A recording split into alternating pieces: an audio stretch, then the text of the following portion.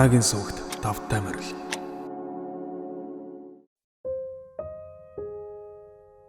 Зохиолч Чин Зүргийн халиун.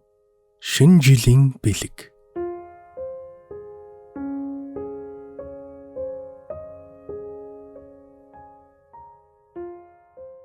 Юугүй тамхи татмар санагдаад сэрчгэв. Шүн дөлөр ингэдлээ тамхи татах хүсэл төрхөн тийм ч ихгүй болов. Аажуухан босоод орны хөлд хаашааш хаясан айхавтар том могоон зурагтай эрээн халаадаа номрон баруун хөлөө хажуу тийш бүжиглэх мэт зөөлөн гулгуулан углаашаа хайв. Эрхий хорооны үзүүр хэсэг хайсан зүйлээ олсон тул үргэлжлүүлэн углаашаа углаад чимээгүй хэн зочны өрөөг чиглэн алхлаа. Учир нь зочны өрөөний голд байх матмал модон ширээн дээр унтахаас өмнө татаж байсан зөөлөн савлгаатай магна тамхи. Хуучны хийцтэй болор үнсний сав буй. Талаас илүүгэн татсан тамхинаас нэгийг суулан амандаа зуунгаа. Ер нь яагаад гэртээ тамхи татдаг вүлээ? Гэр орондоо тамхи татхаа болоод удсан биш шүү гэж өөрөөсөө асуугаад амандаа зуусан энэ жураа халаатныхаа халаас руу хийв. Зочны өрөөний мохорд хэд хоногийн өмнө зассан сүлд мод сүйтийн харагдав.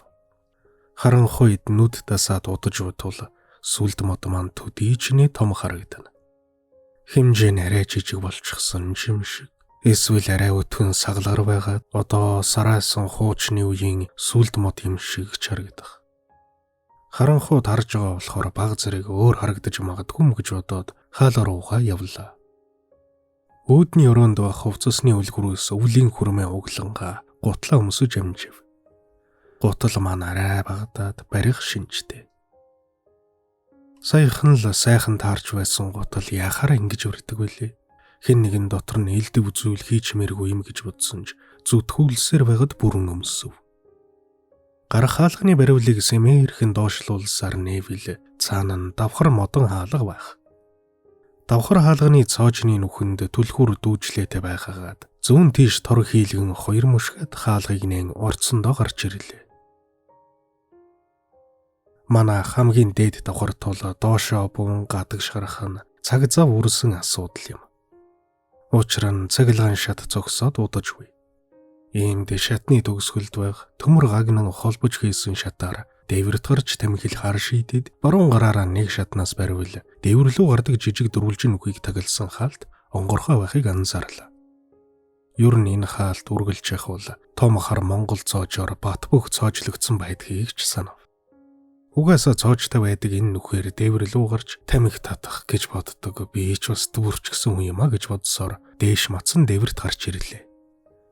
Яагаад ч юм байнга цоожтой байдаг хаалт өнөөдөр онгорхой байгаа талаар хэрвээ өнөөх том хар Монгол цоож байсан бол хэрхэх байсан талаар өгт бодогдохгүй юм. Бодсон эсвэл сарын сүүлч өдрүүдийн шөнө. Том ширхэгтэй цас ударч агаараа тийм гихийн аргагүй цэвэр тунгалаг. Уг нь удаа майд угаар та дуудаж байгаа хот шүү дээ. Яахад өнөөдөр ийм сайхан сэлмэг байх юм бол. Утааг хөөн зайлуулж багч гисэн амьсгалах цай гаргадаг салхи өнөөдөр огт талгадлаа 50 тогтун тэнгэрт мянган одод гялалцсан анивчнэ. Ийм үзэмжийг өрн дулаан үйлрэлт юм уу хөдөөхээр л хардаг болоод удаж байгаа юмсан. Малгайлан аялга шинхэн засан дээр шар хийлгэн алхасаар дээврийн ирмэг хэсэг рүү явж байтал нүдний буланд хэн нэгэн харагдах шиг болов. Тэр зүг харвал нэг бүр тийсэн хар зүйл дээврийн ирмэг дээр зогсож байх нь тэр. Би зогтосон түүн рүү лавшруулаа харвал яалтчгүй хүн байх нь тэрэ. Тэрхэн хооронд шүн дөлөөр босож байшингийн дээвэр дээр гарч тэнэг үйлдэлээ сэтэж яваад асуудалд орохны гэж бодогдов. Энэ бодлын хажуугаар энэ хүн чирэ байшин дээрээс үсрэх гэж байгаа юм биш үсттэй гэж бас бодож амжив. Би хэсэгэн зур алгаж байсан газраа зогдуулсан түүний хийх үйлдэлийг тандан харлаа. Огт хөдөлгөөнгүй тэр хүний амьсгалах нь мэдрэгдэж эхэллээ. Хэрвээ би түүнийг цочоох аваас хөл алдан унж магадгүй. Учир нь тэр хөлийнхөө уулны талаас их хувийг ирмэгээс цааш хоосон орон зайд байршуулж гаж. Тогтоод жоохон харвал бүтэн биеэрээ баг зэрэг найгаж байв. Юу ч гэсэн түүн төхий болвол хурдхан шиг гүйж очоод саяхан интернетээс харсан аврагч нар шиг үс дээдж болтгой нааш нь унгая гэж бодлоо. 1 2 3 алхлаа. Тэр бид хоёрын хоорондын зай овоо хойртоод ирэв. 4 5 6 алхахын алдад өнөө хүн гинэтхэн эргэж харахад золтол гэд орилчихсангүй. Зүрх түг цөглөн амьсгал түргэсч хийх үйлдэлж хянах чадваргүй болсон би. Чи яаж байгаа хүн бэ? Ямар тэнэг нь болохоор хар шүн ингэ зогсож байдгийг. Хэмээн нэг амьсгаагаар хэлчихэд арай уужрлаа. Түүний царайг харвал өсвөр насны хүү бололтой. Дүр төрхийн харж дүү хүн болохыг мэдэнгүүтээ зориг ороод. Ахын дүү чинь ана юу зогсон бэ? Зүгээр тоглоом хийж байгаа бол одоо хангалттай. Эсвэл муу юм бодож байгаа бол ахыгаа сонс. Хоёулаа сайхан ярилцъя. Тамхи татдаггүй. Ахт нь тамхи байна. Гэд халааснасаа янжураа гаргаж ирэн түүн рүү сар байвал өнөөгч аюултай ирмэг хэсгээс нааш чиглэн нэг алхлаа. Би сая жоохон уучраад. Сайн байна. Алив наашаа илүү төхөдөх. Ах нь өндрөөс айдаг юм. Юун жам шиг ингэж дээврийн ирмэг дээр зогсох байтга өнгийж чадахгүй. Тамхи татмаар санагдал хар шөнөөр энд гарч ирсэн ухаантай. Хэмээн санаанд орсон үгсээ чалжиж өргөв. Аюул тайч байж болмор ийм нөхцөлд юуж хамаагүй яриад нөгөө хүнээс атаруулдахаа гэж ханаас ч үлээ сонсож байсан маань ухамсаргүйгээр надад нөлөөлсөн бололтой. Нөгөө хүн чинь хэд алхасаар надаас ердөө 2 алхмын зайтай ирж зогсов. Тэгснэ. Тань тамхи өгөө гэсэн үү? Ямар тамхи? Гэлээ. Хоолойных нь өнгөнөө сонсвол 17-8 тайл болов. Би яарвчлаад. Зөөлөн магнал байна. Ах нь өөр тамхи татчихдаг юм л та. Алив чи нэг нь ав. Гэвэл хүн над руу улам төгсөөр тамхинаас нэгийг сууллаа. Тэр халааснаас гадаадын киноноос л ганц нэг харж байсан гялгар төмрөн зип огоргон чад хийлгэн чадварлаг гэх чинь асаага дамрууга ойртуулв. Асаагуурын гэрэлд түүний царай төрхийг сайтар харвал Монголд хэдэн мянгаараа байдаг жирийн л нэг хүү юм. Ийм тиймгийх онцгой шинж чанар царайнд нь үгүй. Өнөрнүүд өндөр дүү шулуун хамар зузаан биш нэмгэн биш урвал гэх мэт. Хөө тамхи асан утааг нь дээш өвлэнгэ. Магна татаг уудсан бай шүү хэмээн насанд хүрсэн хүн шиг илгтэн бид хоёрын насны зөрүү эсрэг болчих шиг санагдсан ч бодол санаагаа үг болгон гаргасангүй. Би түүнээс ахын дүү чи хар шөнөөр байшингийн дээвэр дээр юу хийж байгаа? Ах нь бол түрүү хэлсэн дээ. Гэнэт тамхи татмаар санагдаад. Гэр татгаа санаа зовоод гарч ирсэн юм гэж гээд үргэлжлүүлэх гэтэл. Хинээ санаа зовно гэж хэмээн надаас асуув. Би тэрхэн зур нэг том эргэлзээний манан төрсөн мэт таг болсноо. Үгүй яхав дээ. Гэрийнхнээсээ. Шөндөлөөр гэр орондоо тамхины утаа байгуулаад димээ л дээ. Тэгээд чөр нь одоо гэртээ тамхи татдаг хүн гэж бараг байхгүй болсон биз. Гадуурч урдны цаг шиг дураараа татаж болохгүй болчихсон шүү дээ. Тийм гэж үү? Тийм гэж үг гэжтэй. Тийм болоод удаж байгаа шүү дээ. Жишээ нь насан туршаагүй бол дэлгүүр чам тамхи зарахгүй ч гэх юм уу? Би тэр талаар ч сайн мэдэхгүй байна уу? Гэд тэрээс тамхиас руу. Би түүний өмссөн хувцсыг харлаа. Өдөсөд ч юм уу дотортой банд гарахаар өвлийн хүрм өргөн гэхэд арай л дэндүү юм уу даа гэмээр жинсэн өмд сагсны талбайд өмсөж тоглох зориулалттай бүгд өшгөлөж. Хөрөмнийхэн заахны ар хэсгээс бараан өнгийн юудэн ил гарчээ. Түүний өмссөн хувцас нь хийцээч их л түгээмэл байсан хувцаслалт мэд. Би дом инженер энэ харанхуй шөнөөр ийм аюултай газар юу хийж яваа юм? Хэмээн түрүүний асуултаа давтвал. Юу хийх гэж байна вэ гэж юу? Онцгийн зориггүй дээ. Өндрөөс энэ хотыг харж байна. Янз янзын асуудлуудаа бодож байна доо. Тийм бол яах вэ? Ахын жамаг муу юм бодож байх вэ л гэж айлаа. Тэгвэл ч яах вэ? Хөөхд байхад юу эсэйг л бодохож. Тэгвэл энэ суул та. Гэт ямар нэг учир шалтгаанаар тэнд байж таарсан хөмөрж тавьсан 2.10% руу заалаа. Тэр ч төвөгшөөж эсэргүүцсэнгүй нэг дээр нь суухад үлдсэн нэг хэсэг дээр нь бие суув. Хоёул хэсэг чимээгүй суулаа. Агаар сайхны игч гэлхүү. Хүү тамхины ишийг газарт нислаад амаа нэг шударсан болов. Хэн маань яриа эхлэхээс төлөөд байх шиг. Гэтэл ашгүй хүү ам нээж. Та чин тамхи татдаггүй биш үү? Гарч ирснээс хойш нэгийг ч асаасангүй гихтэн. Тийм л дээ. Нэрээ тамхи татах гэж гарч ирсэн шүү дээ. Гээд халаасаа ухвал түрүүхэн байсан тамхи маань алга. Нөгөө халаас нь даж алга. Босож харайж алгасан гიშгсэн мөрөөрөө хайвал байдаггүй. Арга ядаад сууж байсан хувангаас өгөж үзвэл тэндэж алга. Гайхсан би. Саяхан л байсан юмсан хаашаа алгуулчихдаг байна. Гээд халаасаа дахин шалгалаа. Тамхи нэг мөр байхгүй болжээ. Гэснээс би тамхиас асаагуур ч юм уу чүдэнц авч гараагүйгээ сая санав. Гэлээгээд яалтай билээ хэмээн бодоод. Тамхи чалга ер нь асаагуур чалгадав. Гэвэл хүү над руу харснаа. Надад тамхи байна л та авах юм уу? Гэлээ. Би хэрэггүй үстэй. Би өөрийнхөө л тамхиг татдаг юм гээд үргэлжлүүлэн чи эндхийн хүүхдүү гэж асуувал. Тийм ээ, төрсөн цагаасаа хойш л энд амьдарч байна. Тийм үү. Ахын ч гэсэн төрсөн цагаасаа л энд амьдарч. Чи энэ хүүхдөө өмнө нь харж байгаагүй юм шиг санагдаад. Заавал хэлэх ёстой юм уу? Гүйгүй. Хэлэмгүй л хэрэггүй. Тэгвэл чи намайг харж ирсэн үү? Харж ирсэн үү? Өдөр болгон л хардаг. Тийм байна. За тэр чи яхав. Хотыг дээрээс нь харсан ямар байна да? Яг байдгүй л нэг хот байна. Тэгвэл тэр олон асуудлуудаа ялгаж салгаж чадав. Тэр жоох ярвагтай л дөө. Жишээ нь. Гүү яг чам зүгээр бол ахтайгаа ярьж өрч болно шүү дээ. Угаасаа нойр маань зэрэгчлээ. Олон л асуудал байна да ах минь. Юу гэмээр ч юм битээ. Гээд алгуурхан хүзүүг эргүүлэн над руу хараад. Хүн ер нь энэ ертөнцид ирчээд утга учиртай амьдрныг ээлгүйг байх юм. Утга учиргээ чинь юу юм бол би тэр зүйлийг олох уу гэлээ. Өсвөр насны хүүгийн асуулт гэхэд хит ийцэн мэт санагдав. Гэхдээ яриа өдчгүүд асуултанд нь хариулахгүй бол болохгүй тул түүнтэй ярилцахаар шийдэж.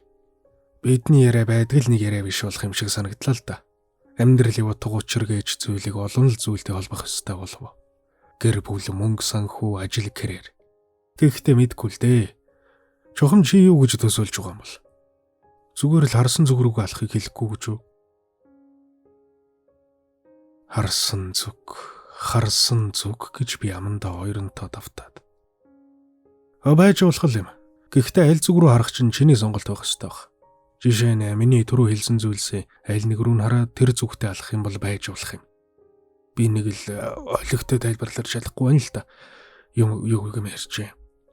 Чи зорилгоо тодорхойлоо түүн рүүгээ хүрэх гээд альва саад бэрхшээлийг даван туулаад очихыг хэлээд байгаа ухаантай.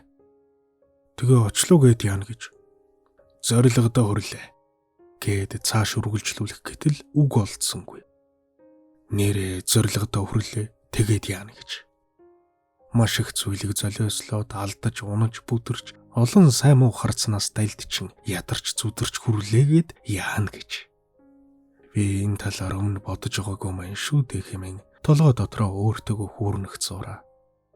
Тэгвэл дахиад нэг шин зорилго тавих байх та хэмээн ханга дуухан хэлвэл. Дахиад л хүнд хэцүү рүү сайн дураар орно гэж үү? Гүй яах вэ? Тэгэхгүй бол тэгээд энэ ертөнцид амьдрах ямар хэрэгтэй вүлээ дээ. Гэхэд маань хүн нөгөө гоёмсог асаагаараа дахин нэг тамхи асаагаад. Та өндрөө сайдаг гэлөө. Тийм ээ. Яагаад ч хайгаад байдгийг. Тэгвэл та яагаад тийм өндөр тарахыг хүсэж байгаа? Би өндөр тарахыг хүсдэггүй шүү дээ. Онгоцоор явах уу, машинаар явах уу, сонго гэвэл машиныг л сонгох хүн. Таны зорилго ч өндөрт байдгүй гэж үү? Тэр талаасаа юу? Тэр үл яах вэ дээ хээсүр зүйл шүү дээ. Гэлээгээд би бодтоор өндөрт гарахгүй. Би жинхэнэ амьдрал дээр л өндөрөөс айдаг төрлийн хүн. Танаа гэр чи хамгийн дээд давхарт байдаг биш гэж үү? Бас зүгээр л тамхи татахын төлөө байшингийн дээвэр дээр гараад ирсэн байж тээ та. Тийм л дээ. Гэрт бол намайг цон хамгаалч гэж байна. Энд бол би чам шиг тэр ирмэг рүү зүглэхгүй. Энэ хувин дээрээ суугаад тамхи татхад л болно. Таны бодол сэтгэл үйлдэл чинь зөрөөд байгаа юм шиг санагдчихэв. Магадгүй л дээ. Гэхдээ би чамд амьдралын утга учирыг өөрийнхөө тайлбарлахын тулд зориг гэдэг зүйлээр жишээ авсан төдий. Түүнээс биш миний зориг өндөр тарах гэдэг ч юм уу тэр талаас огт биш шүү. Би таныг буруутгаагүй л дээ. Зүгээр л надад тэгж санагдсан. Тэгэхээр амьдралын утга учир зориг л юм байна тийм үү? Гэт над руу харахтаа түрүүний тайван байсан төрх нь үгүй болж түүний хоронд шийдэмгийн хурц төрх сөргсөн нүдээр над руу харж байлаа. Хүүгийн энэ байдалд эвгүүргсэн би. Гүй бол та. Би тийм романтик хүн биш болохоор л тэгж хариулчихлаа. Чиний насны хүүгийн амьдралд утга учир магадгүй хайр сэтгэл гэх мэт зүйл байж болох юм. Хүү аманда хайр сэтгэл гэж давтан хэлснэ. Бидний хооронд байдаг л нэг яриа биш. Арай өөр яриануд байгаасэ гэж би хүссэн. Жишээ нь та бид хоёр хоорондоо солигдвол яах вэ гэх мэт. Гэхдээ тийм яриа үүсэхийн тулд хинээ сайн таньдаг. Гүдэл оршил хэсгээ сайн хийсэн байх шаардлагатай байх болов. Гэхдээ чиний сэдв сонирхолтой л. Нэрээ живэд хоёр хоорондоо солигдвол яах юм бол тоо. Гэхдээ яах ч байх вэ? Надад бол сайхан л байх. Эргээд хүүхэд болох нь юу мó гэж. Хүү халаасандаа гараа хингээ. Тэгвэл солигдож үзэх үү? Хэмээн шийдэмгий хэлэхтэн. Хэрвээ болдог бол тгий л дээ. Гэт би инээдээ барьж чадсангүй. Хүүд харин над шиг энэ яриаг хөнгөн мааз байдлаар хүлээж авч байгаа шинж өөх толго. Надад тэр байдал нь эвг үзэх гэхээс илүү түүнийг хүндлэх мэдрэмж төрүүлэхийг мэдрэв. Би ялэмгүй суудлаа засаад. Ер нь альва юмс эцэстээ үгүй болохын төлөө л үүсдэг. Гэхдээ энэ хорвоо дээр яаж ийж байгаад үүссэн л оршинбоо хугацаагаа ямар нэг сайн зүйлийн төлөө зориулах ёстой баг. Уул байлаа гэхэд учрах аюулаас нэг халахлах ч юм уу. Ургамал байлаа гэхэд амьдтын ходоодыг баярлуулах, эсвэл хэн нэгэндээ сайхан төрхөө гайхуулан баярлуулах ч юм уу. Хүн байлаа гэд их дэлхийдээ хайртай байж бас хэн нэгийг хайрлах гэдэг ч юм уу. Энэ бүхнийг хийж дуусгаад бурхнаас өгсөн насыг төгсгөх ёстой болохоос эргэн залуучхан тоглоомын дүрм зөрчсөн юм шиг санагдаад байна. Тэгэхээр хоёулаа солигдохоо дахин бодоцгоё дөө. Би энэ үгсийг хэлж байхдаа ягаад ч юм тийм гихэн аргагүй их уйтгарах үнгийг зүрх сэтгэлийнхээ хүнээс мэдэрч байлаа. Саяны хэлсэн үг бүхэн миний өөртөө хэлэх гэж олон жил нууж явсан үгс мэд. Өвдөж зовох, өнчөрч хагацхын цагт гаргаж ирээд бүх сэтгэлийн гунийг арилахаар хадгалж байсан ерөндөг мэд үг байсан юм. Түрүүнээс хойш хүүд ойлгуулах гээд байсан амьдралын утга учир гээчийн сүнс нь энэ байж. Тоолж урахнасаа ямар нэг зүйлийг сайхан болгохын тулд өнгөрүүлэх нь амьдралын утга учир байж. Түүнээс биш хүрх хэсгэж мэдэхгүй алсарсан тэр нэг цэгийн төлөө биш. Нэрэл хүүгээ илтгэхээр тэнд хүрлээгээд дараа нь хайчих билээ. Намайг ийм бодон суух зур хүү. Та айцаа даван тулмаар байна уу? Гэлээ. Би түүн рүү харвал түрүүний шийдэмгий төрөх биш анх уулзахад байсан байдгал нэг хүүгийнхээ төрхөнд орчихож. Би тэр нь яах вүлээ гэвэл.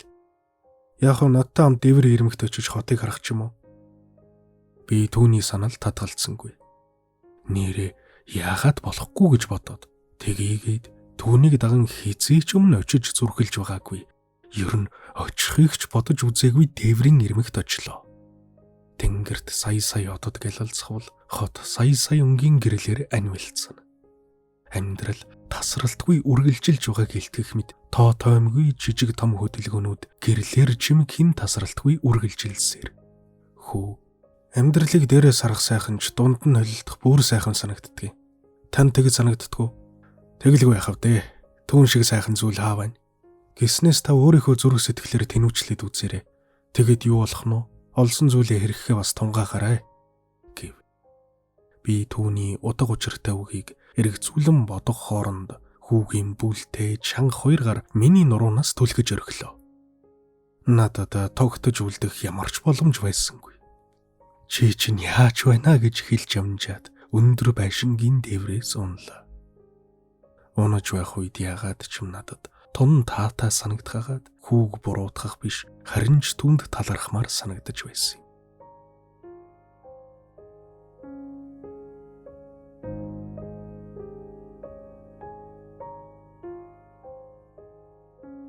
Энэ зүүдийг би 8 цагийн хүнд хагалгаанд орох үедээ их тод зүүдэлсэн юм. Цаг хугацаа эвдэрч олон зүй тогтол нь холилдон оршсон ч тэр зүүдийг надад Бурханаас өгсөн шинэ жилийн бэлгээ гэж би боддог юм. Шинэ жилийн өдрүүдээр гэрийнхэнтэйгээ баярлаж суухдаа зүүдэнд минь ирсэн хүүгийн тухай бодсоор л байв. Хэн гэдгийг мэдэхгүй ч амьдралын мөн чанарыг надад ойлгуулах гэж хичээсэн тэр хүүг.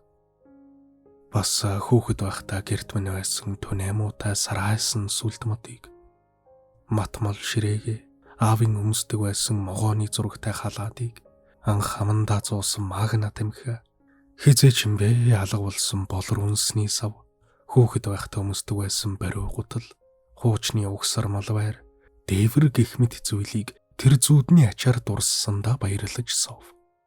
Би тамхи таталгүй олон жил болж байгааж нандинан хайрладаг асаагуур минь одоо ч байгаа гэсэн өрөө рүүгээ алхлаа. Шинэ жилийн үдэш өөрийнхөө зүрх сэтгэлээр тэнүүчлэн байхдаа би өнөө хүүтэй таарлаа. Тэр нөгөө л төрхөөрөө тамхиас орон зогссон.